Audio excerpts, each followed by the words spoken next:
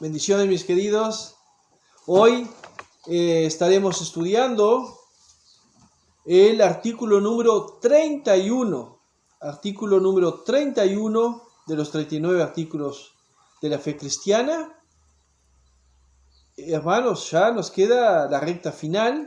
Espero que estén disfrutando y que disfruten de estos últimos artículos que quedan. Que todo sea para la honra y gloria de nuestro Señor Jesucristo. Mis amados, el artículo 31 nos refiere sobre la única oblación de Cristo consumada en la cruz. Y nos dice así: el sacrificio de Cristo, una vez hecha, es la perfecta redención, propiciación y satisfacción por todos los pecados de todo el mundo, así originales como actuales. Y ninguna otra satisfacción hay por los pecados, sino esta únicamente. Más clarito imposible, mis hermanos, porque vemos, y ya eso no es nuevo, es muy antiguo también, aquellos que dicen que hay salvación a través de otras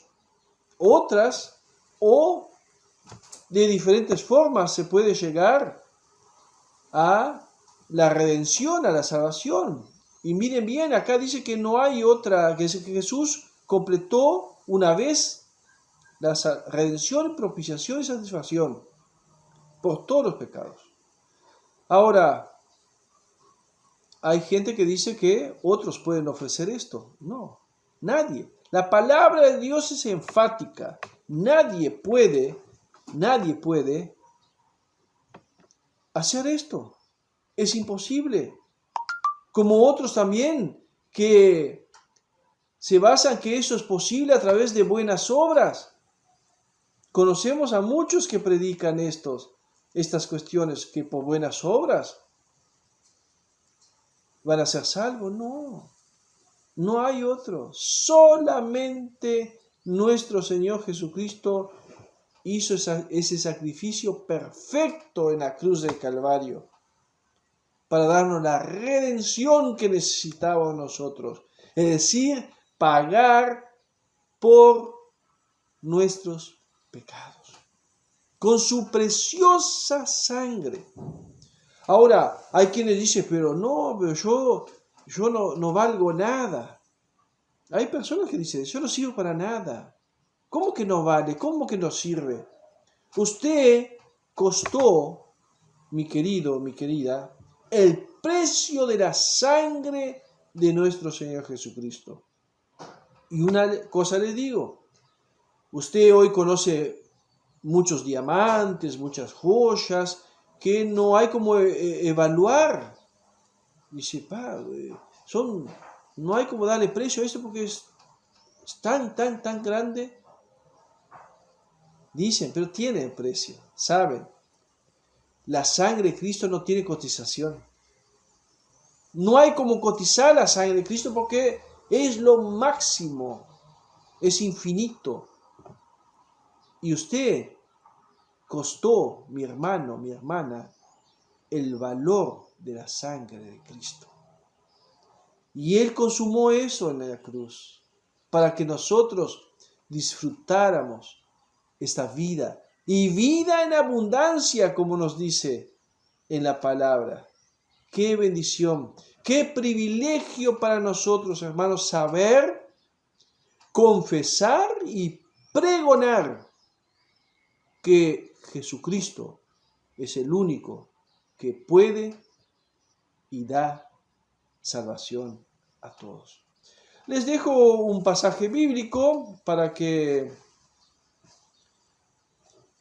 refrendar esto, ¿verdad? Hay varios acá, pero les leo uno para no tomar mucho tiempo. Dice, así que, hermanos, os ruego por las misericordias de Dios que presentéis vuestros cuerpos en sacrificio vivo, santo, agradable a Dios, que es vuestro culto racional.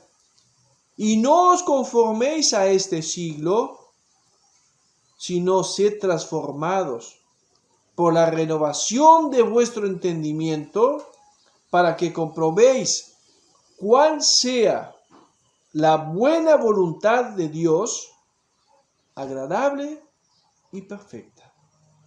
¡Qué bendición, mis hermanos, para nosotros que caminamos con Cristo Jesús, tomados de su mano! No hay cómo extraviarse, mis queridos. Cristo dijo: las ovejas que el Padre me dio, yo no perderé ninguna. ¡Qué bendición! La gracia de Cristo sea con cada uno de ustedes.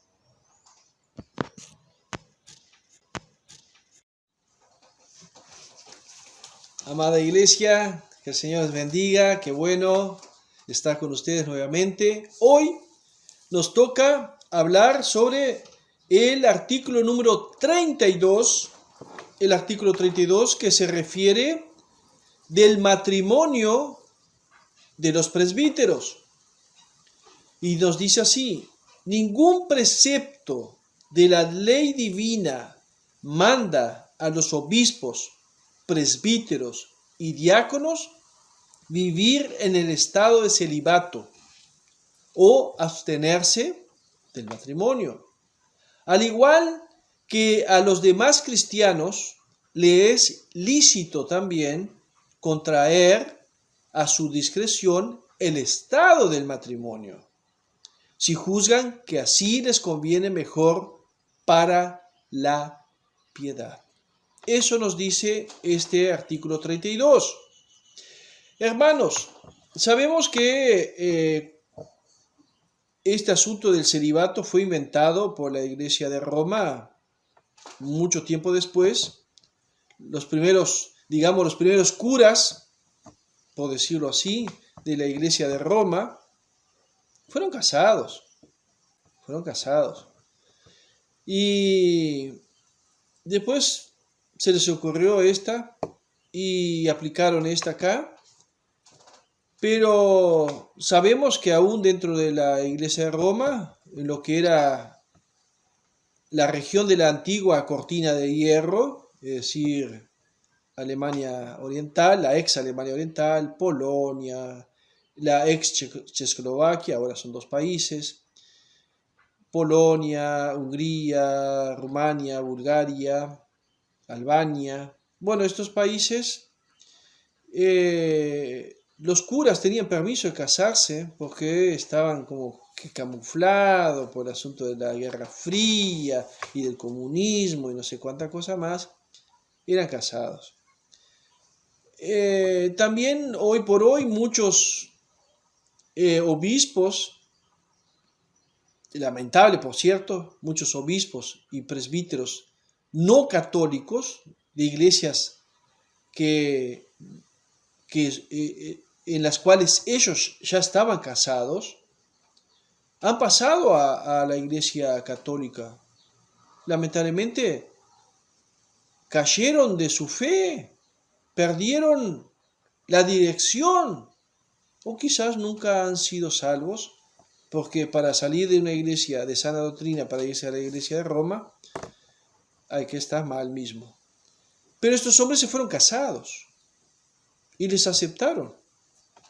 Entonces, ¿por qué la otra cantidad de hombres están solteros obligados? No tiene sentido. La palabra de Dios es clara y ya les cito el versículo en 1 Timoteo 3:2. Tito también nos habla. Dice que el obispo, presbítero, diácono, todos, debe ser marido de una sola mujer. Eso dice porque en aquellas épocas todavía mantenían las personas que no eran conversas más de una esposa. En el caso para el obispado, el episcopado y el presbiterio y diaconato, tenía que tener solo una esposa, o sea, no podían acceder a eso. Ser marido de una sola mujer, gobernar bien su casa y tener sus hijos en sujeción. ¿Y cómo? ¿Cómo un cura soltero,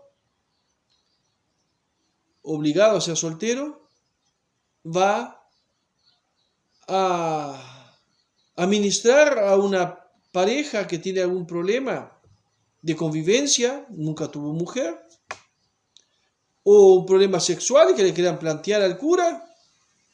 ¿De qué forma? Sí, poco y nada. ¿Entienden? Y eso ha traído también muchos, lamentablemente, muchos fiascos, muchos pecados carnales por parte de estos hombres que, a causa del celibato, por un lado, terminan reventando, porque o abusan de alguien o se dejan abusar por alguien. Y así ha pasado.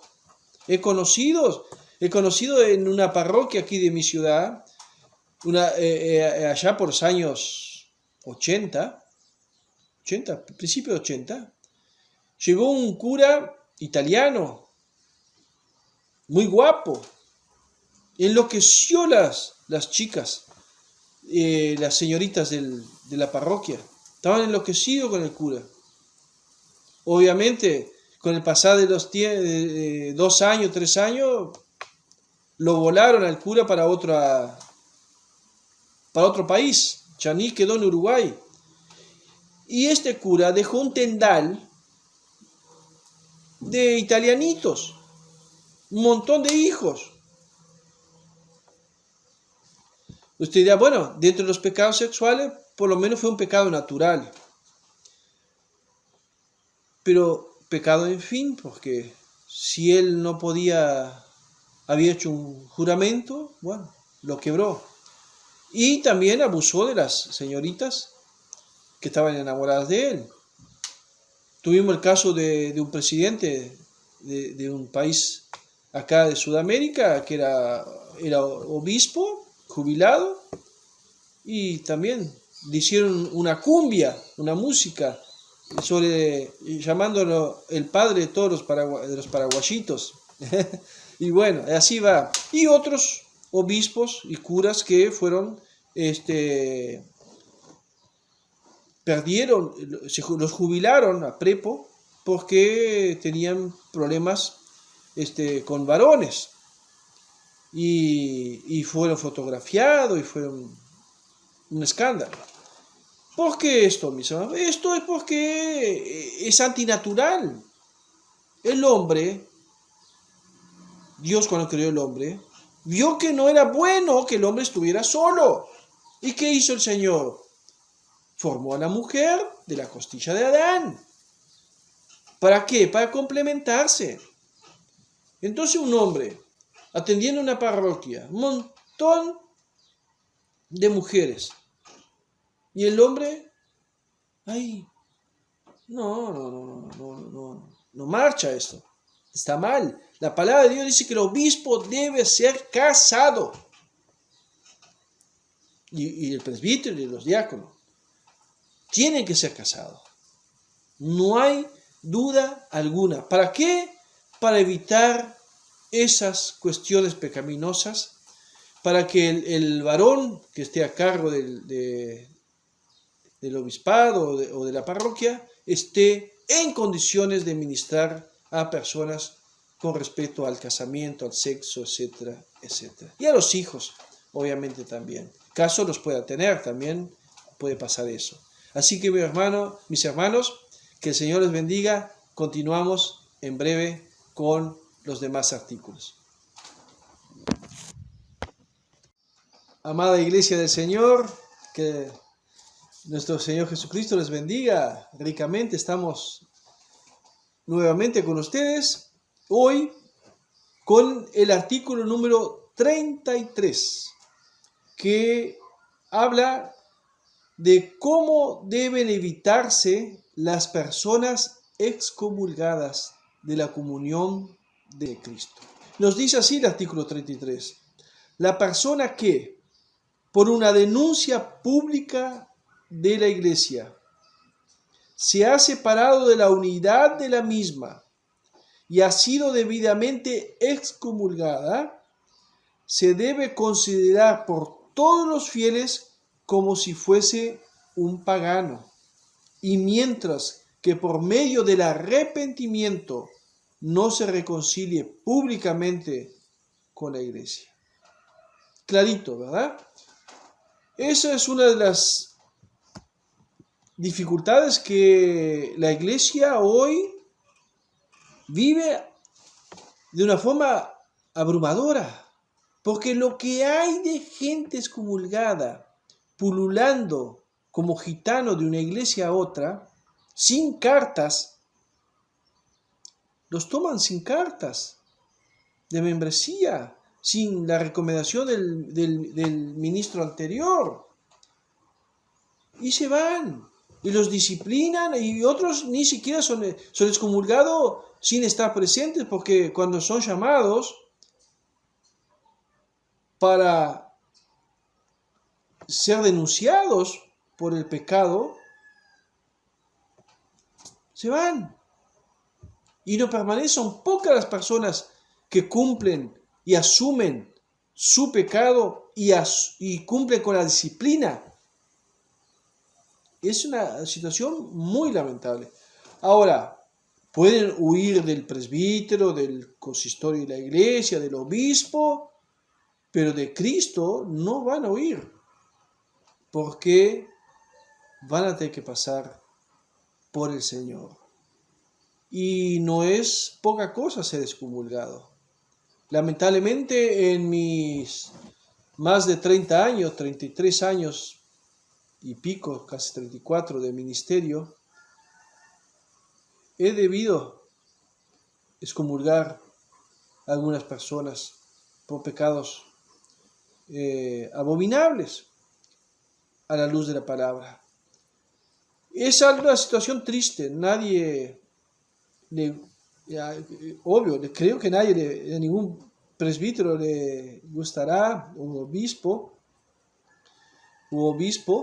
realizar eso, pero la disciplina es parte de las cuestiones de la iglesia, porque una iglesia que no tiene disciplina, las cosas no marchan bien. Es un viva la patria, y eso no puede ser. La iglesia tiene que funcionar como un relojito. La disciplina tiene que ser aplicada todas las veces que sea necesario para el buen andamiento del cuerpo de Cristo.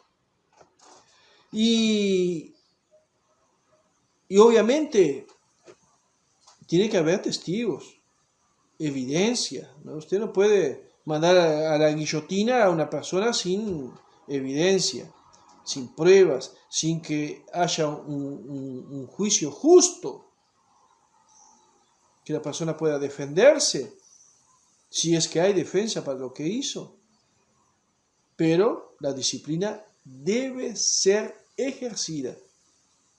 Y cuando las iglesias tienen obispos o presbíteros flojos, ahí la cuestión anda mal. Quizás la parroquia está llena de miembros, pero ¿y la vida espiritual? ¿Y la calidad espiritual de los miembros? ¿Cómo queda?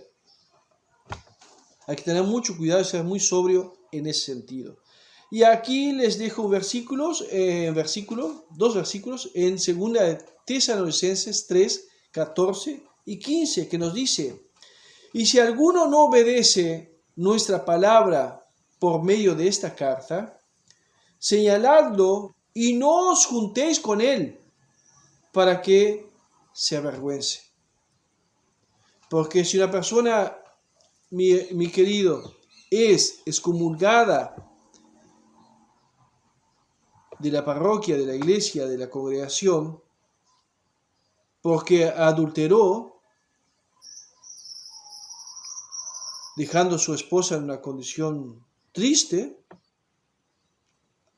al cuerpo de Cristo dañado también, a la imagen, el testimonio. ¿Cómo vamos a andar de besitos y sonrisas y abrazos con un adúltero o una adúltera. Y es lamentable que he presenciado en otras denominaciones, y principalmente por medio de las redes sociales, cuando el hombre fue excomulgado porque engañó a la esposa, después embarazó a la adúltera y nace la criatura, fruto de pecado, mis hermanos. ¡Ay, qué amoroso, qué preciosa criatura, qué bendición del Señor! Bendición del Señor, fruto de pecado. Y ahí todo el mundo me gusta, qué lindo corazoncito. Están jugueteando, coqueteando con el pecado también. Esas personas que siguen pasando la manito en el pecador y en la pecadora. Y tienen hijos. ¡Ay, qué amoroso! Y los he visto en la calle, las personas. ¡Ay, qué lindo! Y son unos adúlteros. Han sido excomulgados.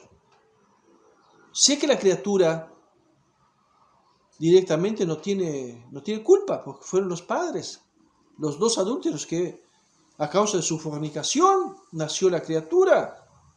Pero, mis hermanos, es una situación grave. No podemos, aunque sea amorosa, bonita la criatura, no podemos estar haciendo fiestita para el fruto de un pecado.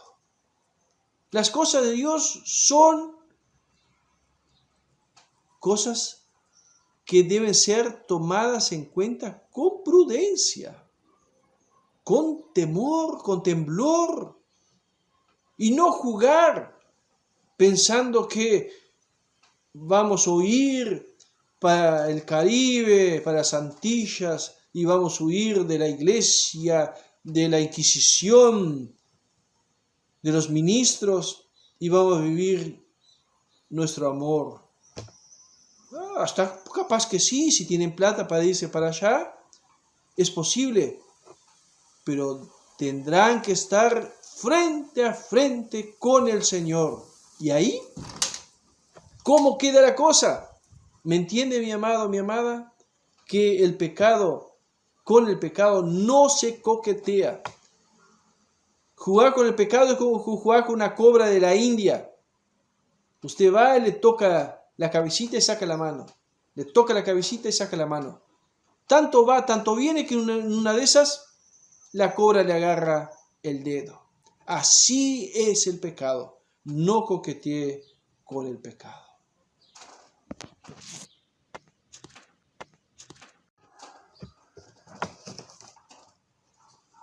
El artículo número 34, mis amados, nos habla de las tradiciones de la iglesia, porque toda iglesia como la nuestra, la iglesia anglicana ortodoxa, iglesia histórica, litúrgica, tiene sus tradiciones y su modus operandi, por decirlo así de alguna forma. Y tenemos que ser cuidadosos con esto. Y el artículo 34 nos dice lo siguiente: no es necesario que las tradiciones y ceremonias sean en todo lugar las mismas o totalmente parecidas, porque en todos los tiempos eran diversas y aún pueden modificarse según la diversidad de países, tiempos y costumbres, con tal que en ellas no se establezca nada contrario a la palabra de Dios. Cualquiera que por su privado juicio, voluntaria e intencionalmente, quebrante de manera manifiesta las tradiciones y ceremonias de la Iglesia, que no son contrarias a la palabra de Dios y que están ordenadas y aprobadas por la autoridad pública, debe, para que teman otros, hacer lo mismo ser públicamente reprendido como perturbador del orden público de la iglesia, como despreciador de la autoridad del obispo y los magistrados, y como alguien que vulnera las conciencias de los hermanos débiles. Toda iglesia particular o nacional tiene autoridad para instituir, cambiar o suprimir las ceremonias o ritos eclesiásticos instituidos únicamente por la autoridad humana, con tal que todo se haga para edificación.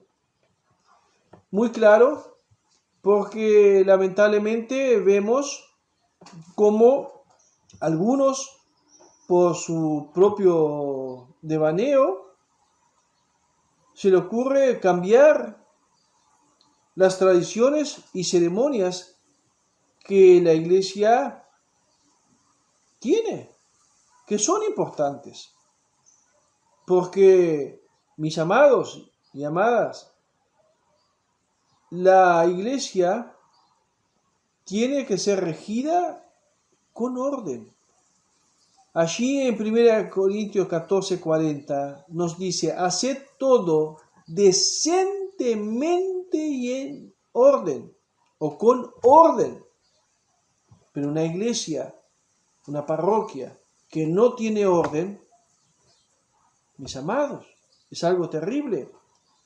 Ahora, sí se pueden modificar cosas, porque si salimos de nuestro país y vamos por un país totalmente diferente, hay cosas que no son hasta ni lícitas en algunos casos, porque las costumbres de ese país son totalmente distintas. Lo que aquí es bueno, allá quizás no sea bueno. Es como el lenguaje, mis hermanos. Acá en Uruguay tenemos una forma de hablar, palabras que son de nuestro uso, pero que en otro país no se usan, no se sabe lo que es o son ofensivas. Fíjense bien que hablando en este asunto de palabras, en Chile la expresión o la palabra guagua se refiere a bebés. ¿Ah? Y en Cuba, guagua es un taxi. ¿Qué tiene que ver una guagua con la otra guagua? Nada. ¿Entienden? Pues las ceremonias y las tradiciones en diferentes países se pueden modificar siempre y cuando esto no se salga de los parámetros bíblicos o de lo que la autoridad así lo permita. Porque si no sería un abuso, un manoseo de cosas que están bien, pero al presbítero de turno se le ocurre hacerla totalmente diferente.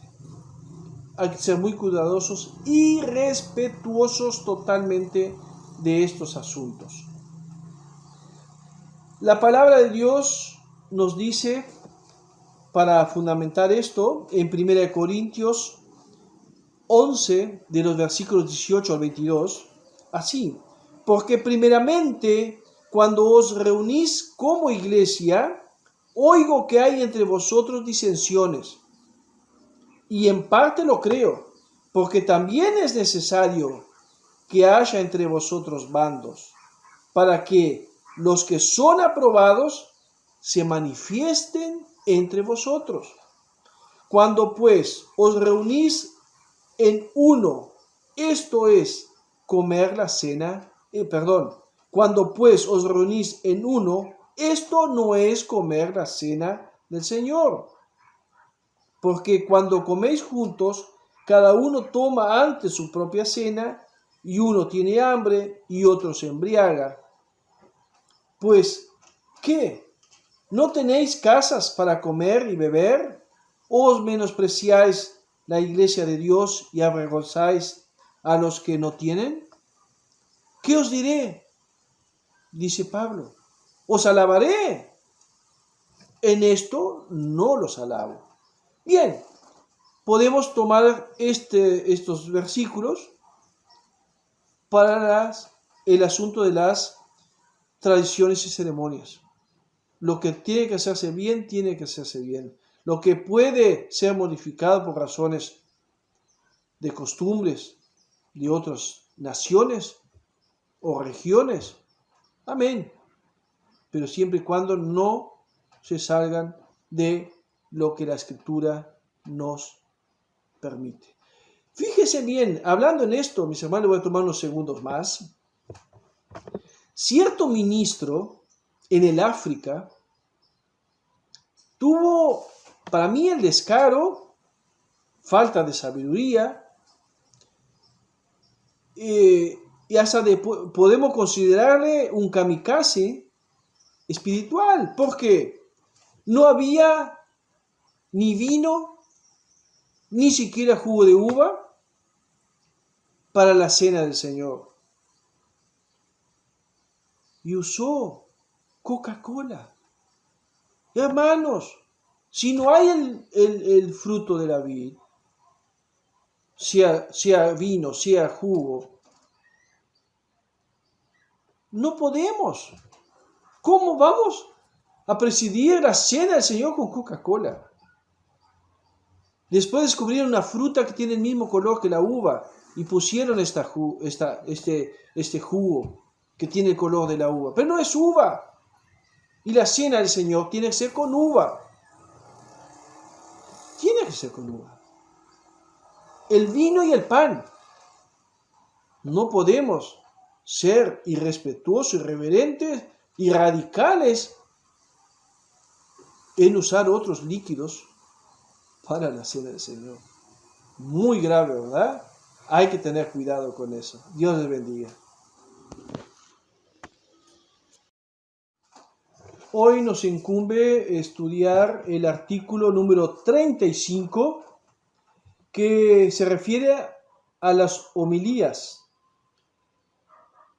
Y dice así: el segundo tomo de las homilías, cuyos títulos hemos reunidos al pie de este artículo, contiene una doctrina piadosa, saludable y necesaria en estos tiempos. Y vaya tiempos que estamos viviendo. E igualmente el primer tomo de las homilías, publicadas en el tiempo del rey Eduardo VI, y por lo tanto juzgamos que deben ser leídas por los ministros diligentemente y con claridad en las iglesias, para que el pueblo las entienda. Y el nombre de las homilías son las siguientes: del recto uso de la iglesia, contra el peligro de la idolatría, de la reparación y aseo de las iglesias, de las buenas obras y del ayuno en primer lugar, contra la glotonería y embriaguez, contra el lujo excesivo de vestido, de la oración, del lugar y tiempo de la oración, que las oraciones públicas y los sacramentos deben ministrarse en lengua conocida, de la respetuosa estima de la palabra de Dios, de hacer limosnas, de la Navidad de Cristo, de la pasión de Cristo, de la resurrección de Cristo, de la digna recepción del sacramento del cuerpo y de la sangre de Cristo, de los dones del Espíritu Santo, para los días de rogativa, del estado de matrimonio, del arrepentimiento, contra la ociosidad y contra la rebelión. Esos tópicos que nos toca en las homilías, llamadas así homilías, son esenciales para el cuerpo de Cristo, para la iglesia, su santa iglesia, para que en todas las parroquias anglicanas ortodoxas se enseñen, se las lea con diligencia y claridad, como dice aquí, para que el pueblo del Señor las entienda y puedan beneficiarse espiritualmente de ellas, porque nos enriquecemos espiritualmente con la enseñanza de dichas homilías. Eso es grandioso, mis hermanos. Y la palabra de Dios, el texto que vamos a usar para confirmar, ¿verdad?, este artículo 35, está en 2 de Timoteo 3, 16 y 17. 2 de Timoteo 3, 16 y 17, que nos dice lo siguiente.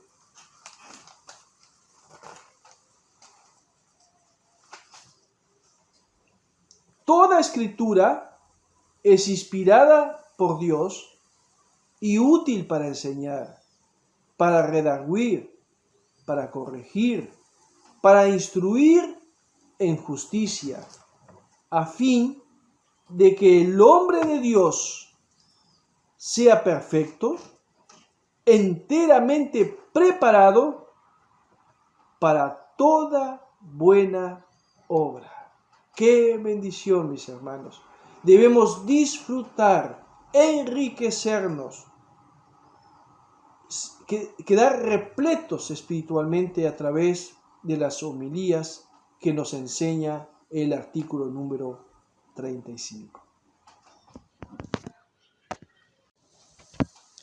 Que la dulce paz de nuestro Señor Jesucristo sea con cada uno de ustedes, amados hermanos, en este precioso día que nos ha brindado el Señor para proseguir con nuestro estudio de los 39 artículos de la fe cristiana, profesados esto por la Iglesia Anglicana Ortodoxa. Mis amados, artículo número 36 nos habla de la consagración de los obispos y ministros, entiéndase presbíteros y diáconos también. Y nos dice así: la forma de la consagración, ordenación, institución de los obispos, presbíteros y diáconos, según el rito de la Iglesia de Inglaterra, publicada junto con el libro de oración común de 1662, contiene todas las cosas necesarias a tal consagración y ordenación, y nada hay en ella que sea esencialmente supersticioso o impío. Y por tanto, quienes hayan sido consagrados u ordenados según los ritos de aquel libro o según ritos equivalentes, son y serán consagrados y ordenados recta, ordenada y lícitamente. ¿Cuán importante es esto, mis hermanos? En tiempos en que vivimos como el viejo oeste, en lo que se refiere a este tipo de cosas. Es lamentable lo que vemos en las redes sociales, la cantidad de arzobispos, obispos cibernéticos, porque no tienen parroquia, ni siquiera tienen una feligresía real, porque hacen una fiesta un día, invitan a los vecinos, los parientes, se ponen sus indumentarias eclesiásticas, litúrgicas, en un garage, en la casa, y se sacan una foto, crean un sitio web, y ahí dice que son arzobispos, obispos que están a cargo de tal jurisdicción. Y usted va a ver, y son solo ellos, no hay más nadie. No tienen, muchas veces, hermanos, no tienen parroquia, no tienen feligreses, no tienen otros presbíteros, son obispos y no tienen a quien supervisar.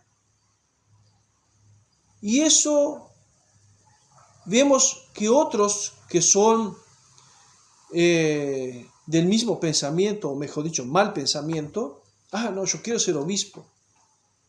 Y allí llegan y hay uno que ya ha ordenado, unos cuantos, que han consagrado a obispos así, a diestra y siniestra. Y personas que no tienen ni siquiera la carga teológica necesaria para el oficio. Y acá nos habla muy claramente este artículo 36 de cómo debe ser la consagración y ordenación de obispos y ministros. Esto no es una cosa de locos. Esto es lo que el rito de la Iglesia de Inglaterra, junto al libro de oración común de 1662, dice que aquí esto contiene todo lo necesario para que la ordenación y consagración sea lícita.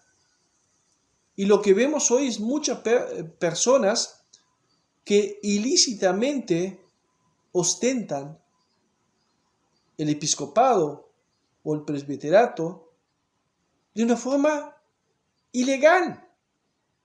Le copian los nombres a iglesias que son genuinas y pululan por todo lado.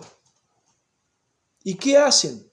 Lamentablemente dañan la imagen de la Iglesia de Cristo con sus actos que no son lícitos, que no son ordenados por las Escrituras.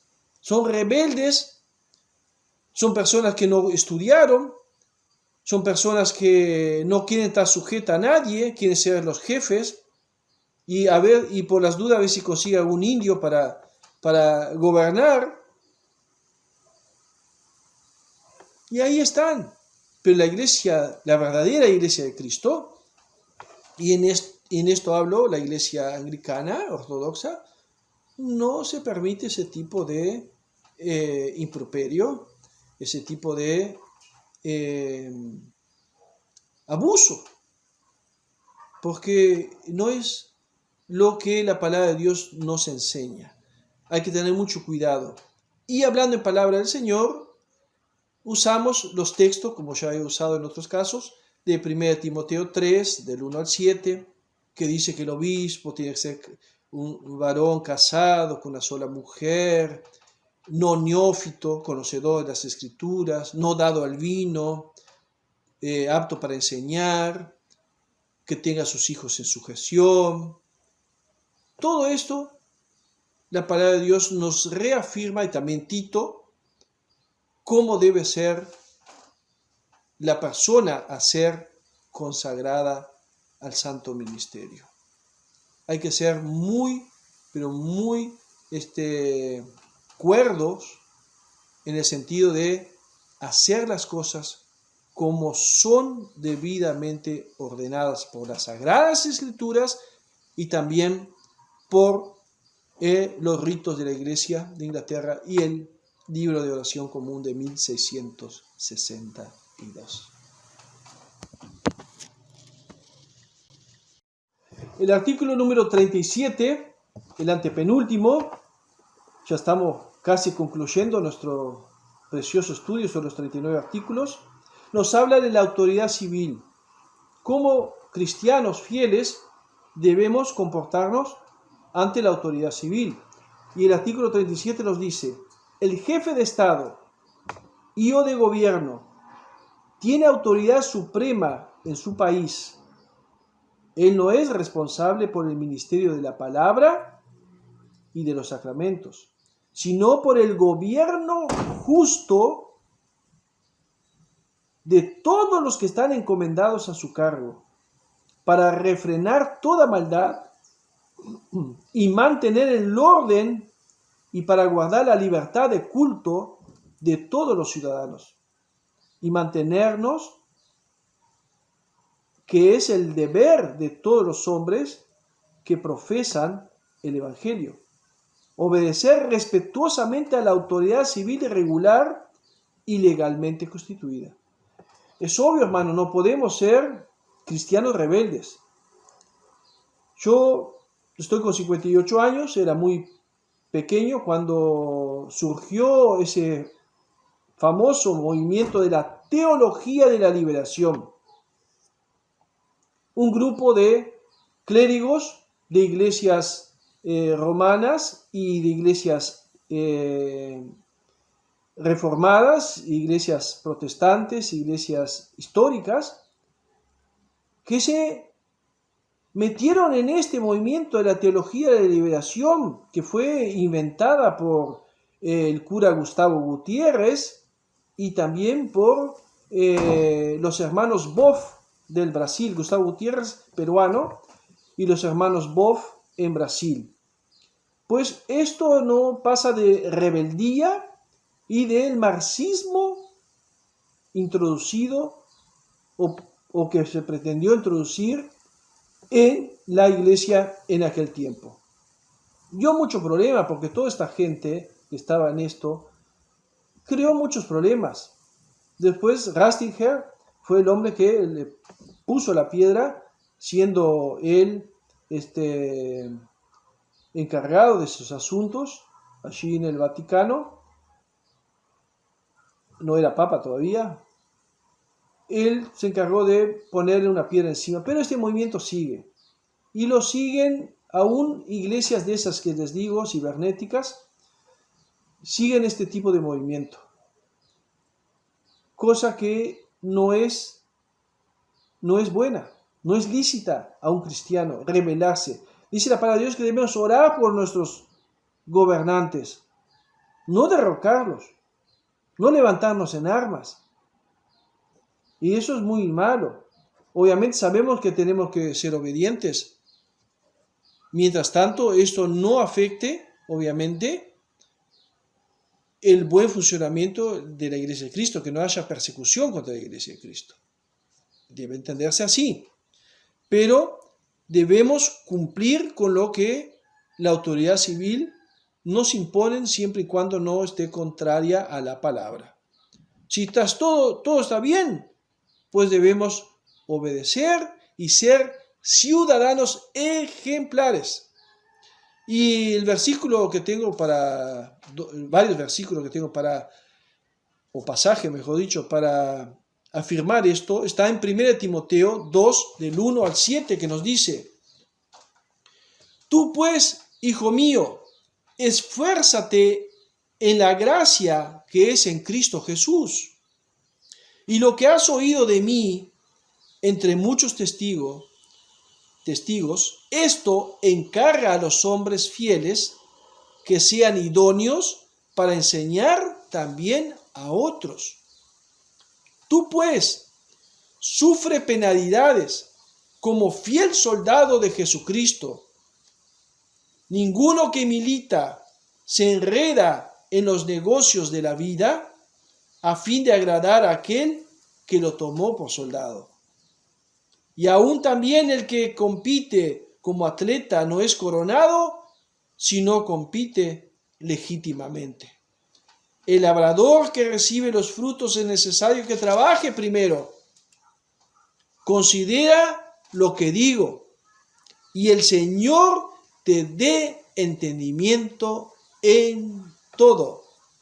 Esto no es solamente para Timoteo, de parte de Pablo, sino para cada uno de nosotros, siervos de Jesucristo, integrantes del cuerpo del Señor, de la Santa Iglesia del Señor Jesucristo. Y así debe ser todos los días de nuestra vida para testimonio fiel de que somos hijos del Señor.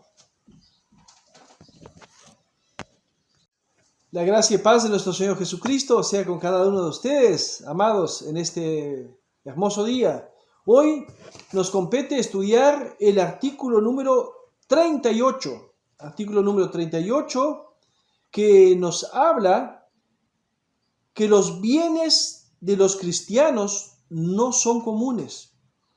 Y nos dice así: las riquezas y los bienes de los cristianos no son comúnmente, en cuanto al derecho, título y posesión, como falsamente se jactan los anabatistas. Pero todos deben dar a los pobres liberalmente limosna de lo que poseen según sus posibilidades. Bien, aquí tenemos algo muy importante. Recuerdan que en el comienzo de la iglesia, cuando los apóstoles se quedaron solos y empezaron a trabajar, tuvimos el caso de que nos cuenta el libro de Hechos, que los seguidores de Cristo traían sus bienes a los pies de los apóstoles y tenían todo en común. Vean bien, ahí se suscitó algo con un matrimonio llamado Aquila y Zafira, los cuales vendieron una propiedad, yo que sé, cierta porción de campo. Póngale que vendieron por $27,000 y llegó el hombre con sus bienes para entregar a los pies de los apóstoles. Y en vez de entregar los supuestos $27,000, dio 17. Apóstoles, estoy trayendo $17,000. Vendí mi campo y les traigo ese dinero. Ahora bien, el Espíritu Santo entra en acción y le dice a los apóstoles que la suma no era esa, que lo había vendido por más y se había quedado con parte del dinero. ¿Qué pasó? Cayó muerto, fulminado. Llega la esposa, ya habían sacado al hombre, ya lo había sepultado, y le hacen la pregunta también. Era cómplice. ¿Qué pasó con Zafira? También murió. Vean bien. Ahora, tenemos hasta nuestros tiempos, hay muchos, en mi país también hay, grupos anabatistas que viven en colonias. Hay muchos grupos con diferentes nombres que viven en colonias, compran grandes extensiones de campo, dividen en parcelas, cada uno hace su casa y tienen todo en común. Bien, en el tiempo bíblico hasta era posible, porque así lo dispusieron los apóstoles. Entendamos bien eso. Ahora, en nuestros tiempos, hermanos, con la cantidad de avivados, sinvergüenzas, cortos de vista y largos de uñas, eso no es posible. Eso pasa por lo general en las sectas, donde hipnotizan a las personas, les lavan el cerebro y se quedan con el capital o las herencias que tienen las personas que son absorbidas por las sectas. Obviamente no me estoy refiriendo a los anabatistas, estoy refiriendo a sectas de otro tipo. Pero los anabatistas lo usan, allá ellos. Si encuentran que están bien, si las cosas están bien, amén. Pero la iglesia anglicana ortodoxa, y este artículo número 38, nos deja bien claro que lo que cada uno tenemos es nuestro, sea de derecho, título o posesión. Y que de lo que tenemos cada uno de nosotros, debemos hacer bienes a aquellos que no tienen. Dar limosna, ofrenda, ayudar al hermano principalmente, que está con carencias, con dificultades, y después a los que no son de nosotros.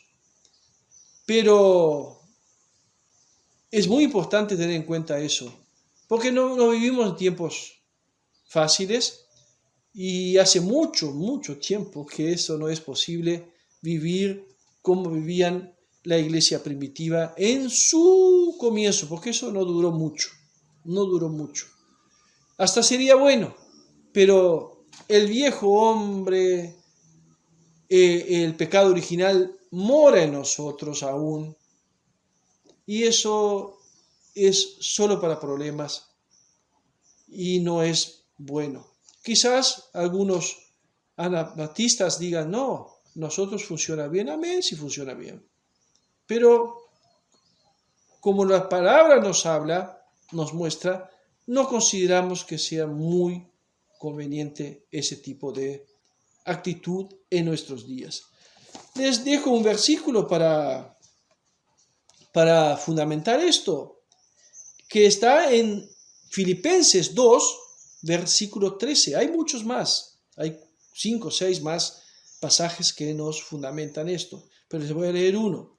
Dice, porque Dios es el que en vosotros obra, así el querer como el hacer, por su buena voluntad.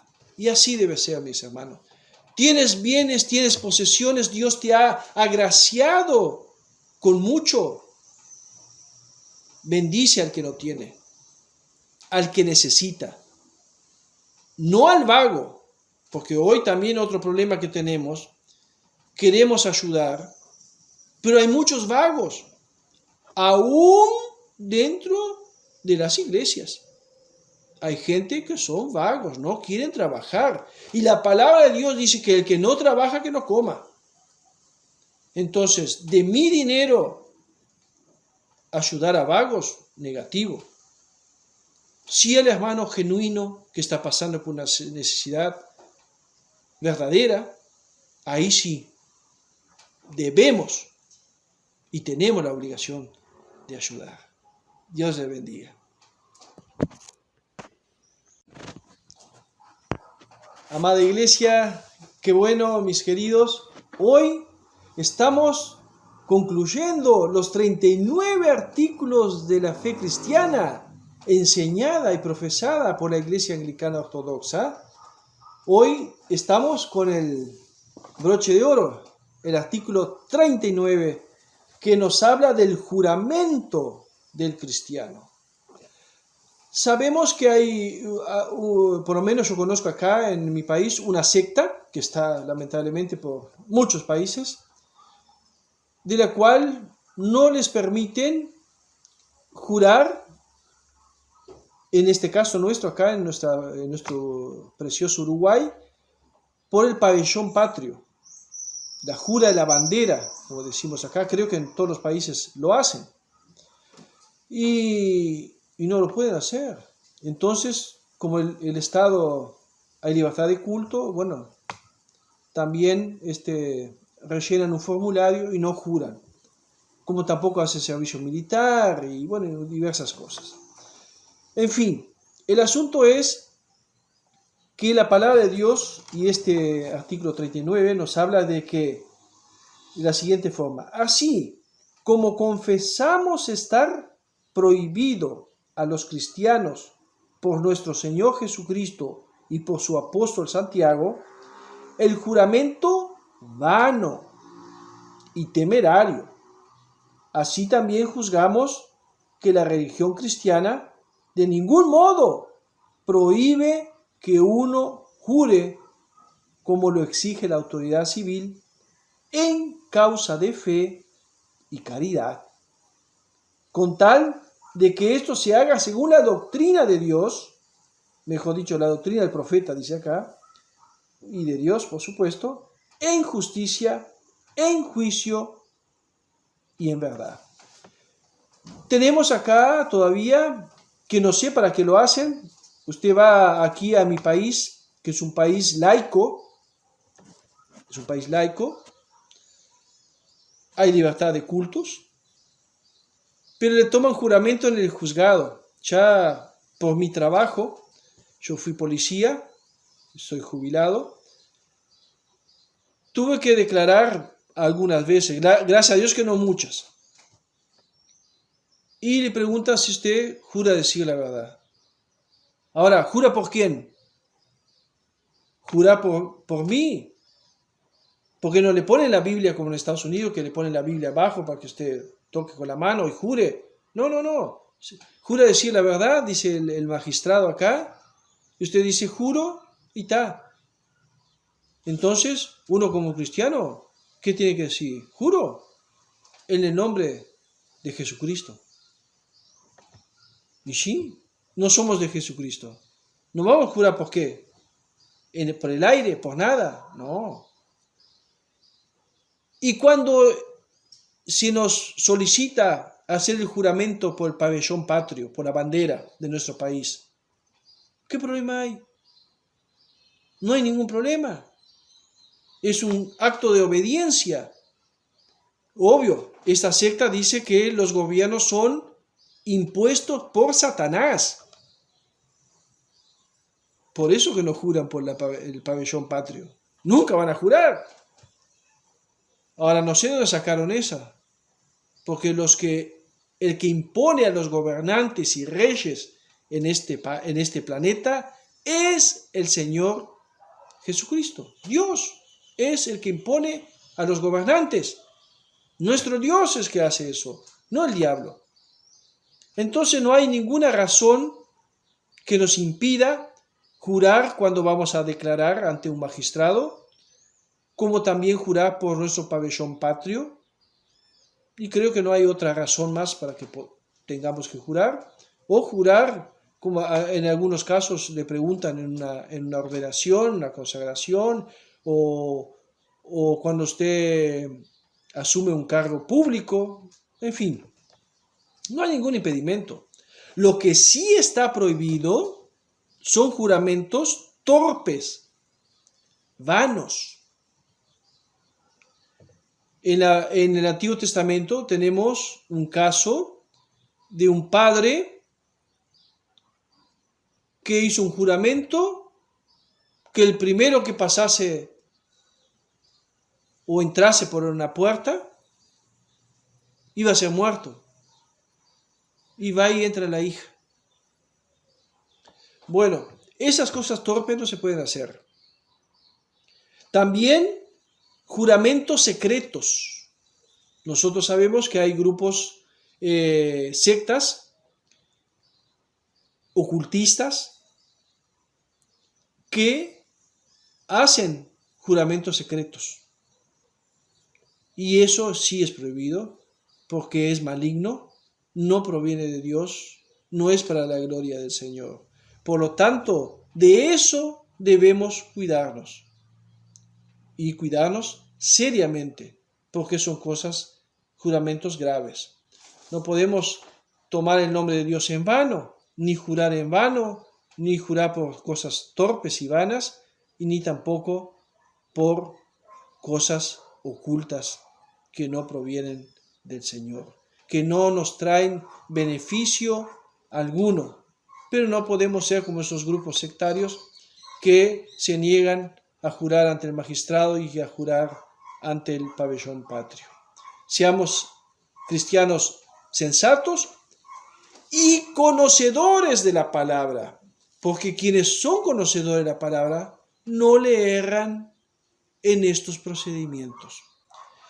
Les dejo un pasaje de las Escrituras que está en 2 de Corintios, capítulo 6, versos 14 al 16, y nos dice: no os juntéis en yugo desigual con los incrédulos, porque ¿qué compañerismo tiene la justicia con la injusticia?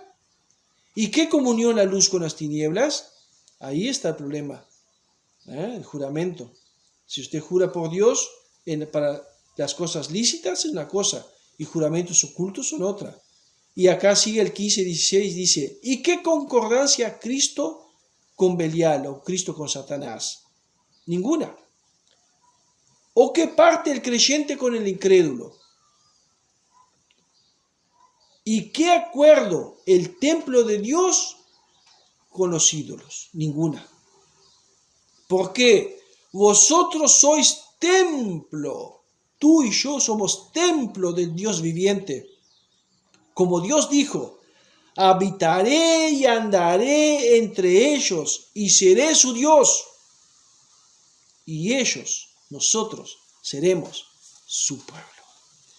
Que la dulce paz de nuestro Señor Jesucristo, su amor, su misericordia, sea con cada uno de ustedes que nos han acompañado en esta serie de estudios sobre los 39 artículos de la fe. Dios les bendiga ricamente.